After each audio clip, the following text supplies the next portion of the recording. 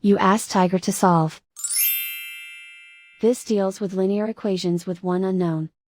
The final result is y equals 8. Let's solve it step by step.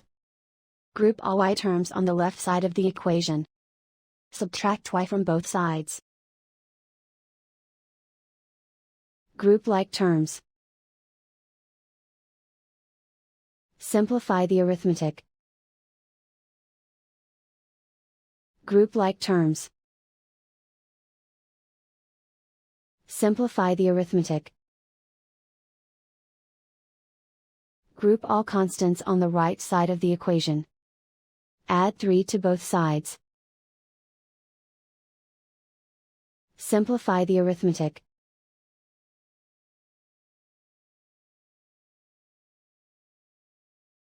And so the final result is y equals 8.